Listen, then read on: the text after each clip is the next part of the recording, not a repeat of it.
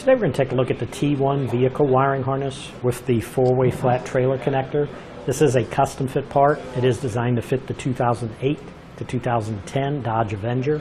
And on a custom fit part, I always like to recommend to go to our website, use our fit guide, put in your year and model vehicle, and it'll show you if this will work for your application. Now this part will provide the 4-way flat trailer connector at the back of your vehicle to power your trailer signal lights. This is compatible with 5-pole, 6-pole, and 7-pole adapters that we do sell separately. This harness does connect very quickly and easily. There's no cutting or splicing of wires. Basically, you just locate your connection points behind the tail lights, plug in these T connectors, one on each side, ground your white wire here, and then run this power wire to your vehicle's battery. Now this does include a modulite to ensure that your vehicle's wiring will match that of your trailer. This is a powered module which will connect directly to the vehicle's battery to avoid overloading your vehicle's electrical system.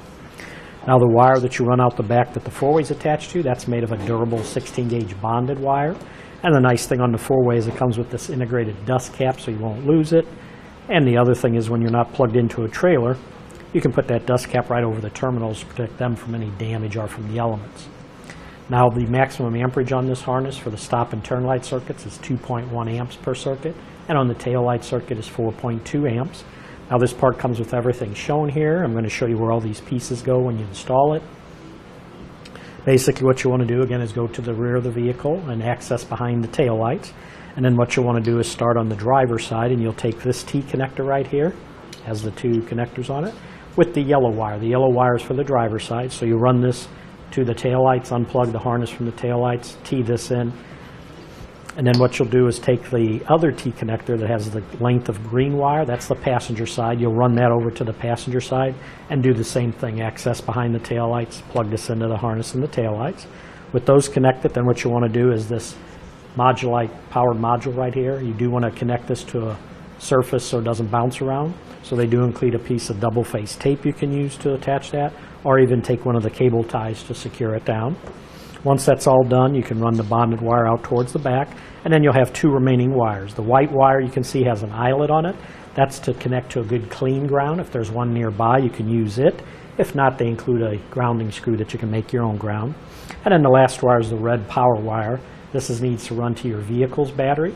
So what you want to do is they give you this extra length of wire, take one of the included butt connectors, put it on, connect it to one end of that length of wire, and then run this length all the way up to your vehicle's battery. And when you get up there with this end, you don't want to connect this directly to the battery. You want to run it through this inline fuse holder first. So take the other butt connector, connect it to one side of the fuse holder, just like that. And then on the other side of the fuse holder, you'll take this included eyelet connector, put it on, and then this will connect to the battery. And what you want to do is just pop this open. They give you an included 10 amp fuse. Pop that into your fuse holder, put the cap on, and you'd be all ready to go. Now they do give you a nice set of detailed instructions that'll tell you how to install it, and even gives you pictures of how your connections are made, and some extra cable ties to take up any slack in any of your wiring. Now one last thing I do want to recommend is that you can use a small amount of dielectric grease on all your electrical connections, the plugs on your automobile, even on the 4-way connector itself, and this is to help prevent corrosion. But that should do it for the review on the T1 vehicle wiring harness with the 4-way flat trailer connector. Click the link below to shop, learn more, or visit us at etrailer.com.